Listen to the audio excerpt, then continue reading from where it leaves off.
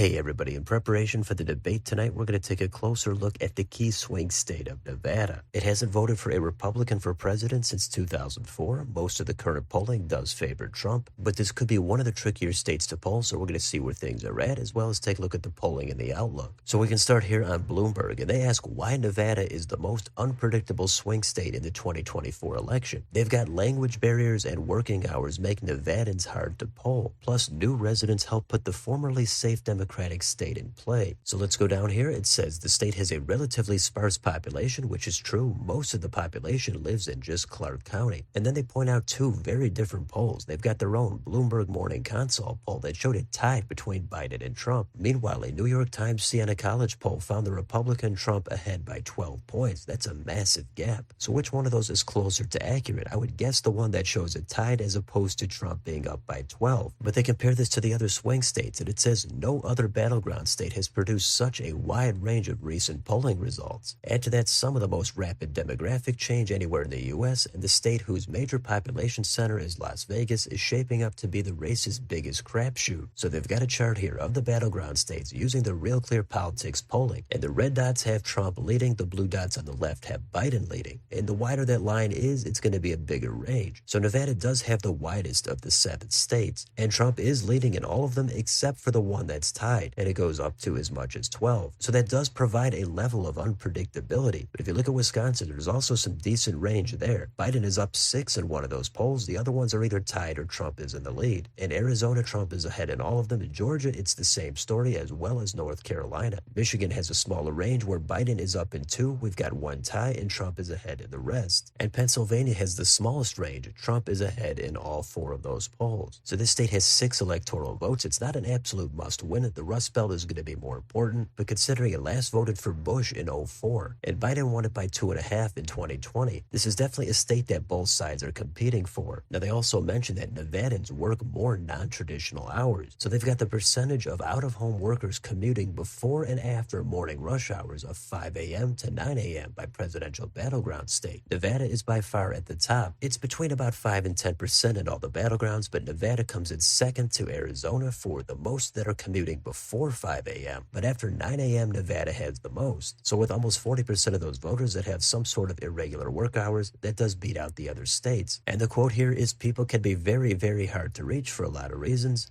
Obviously, we all have different schedules, different lives, different things going on. You'd like to be able to think the pollsters would be able to account for that, but we have seen plenty of errors in different directions. What about a potential language barrier? It says 23% of Nevada's eligible voters don't speak English as their first language, and 6.6% of the state's population doesn't speak English well, and that is the highest of all the battlegrounds. So that again is going to be another complication for pollsters. And if you compare that to the other states, Nevada and Arizona are by far ahead of all the other states. Now, what about interstate migration? Well, it says the electorate could be changing fast. As much as 19% of the eligible voter population has turned over since the 2020 election. That's going to be state-to-state migration, voters turning 18, and newly naturalized U.S. citizens. So that's almost 1/5 of the population. Clearly, that could have some impact on the polling and the outcome. But down here, it says these new voters are largely registering without a party affiliation. And that's due to a change in the state law automatically registering voters as nonpartisan as the default. And we've got a chart here going back over the past 4 years that shows which parties have gained voter affiliation. Nonpartisan clearly has shot way up ahead of both of the other 2 parties. Meanwhile, Democrats and Republicans have mostly maintained, but Republicans have cut into the Democrats' advantage by a little bit. So this is definitely an interesting state. Back in the midterms, we saw them elect Democrats and Republicans to statewide office. So it's kind of an independent-minded state. They're willing to cross over and support whoever they want. One other thing that could be a big factor in this race is ballot access with the third parties. Now, Robert F. Kennedy Jr., he apparently has gathered enough signatures to appear on the ballot, but as you can see here, Nevada Democrats have sued to kick him off the ballot. Now, I think that's pretty much just on a technicality in order to not have to deal with him potentially taking votes away from Biden. From what I can tell, a lot of people seem to have a problem with trying to keep him off the ballot in a bunch of these states. I can understand that frustration, but if the end result is Kennedy is or is not on the ballot, plus the other third parties, that could could affect the outcome. Now let's take a look at the current polling on Real Clear Politics. So right now in just a two-way race, Trump is ahead by 4 in the aggregate. One of the polls is tied, but he's ahead by 3 to 9 points in all the rest. Now if we go out to a 5-way race, then Trump's lead increases to 5.6. And in all 5 of these polls, Trump is ahead by at least 3 points. His support dips down into the mid-40s. Biden's hovers around the high 30s. And in this one, Kennedy looks like he's pulling in about 8%. And if you look at the long-term chart down here, it's pretty much held steady. Trump has maintained a lead. Meanwhile, Kennedy has dipped a little bit as of late. If you want to compare to 538, it's kind of the same story. Here, Trump is ahead by 3, 42 to 39. Kennedy is pulling in about 9%. Something helpful we might want to take a look at here is the exact same chart back in 2020. So if we stay on 538 and go back 4 years, here's what it looks like. Here, it's kind of the opposite. Biden was ahead in all these polls leading up to the election.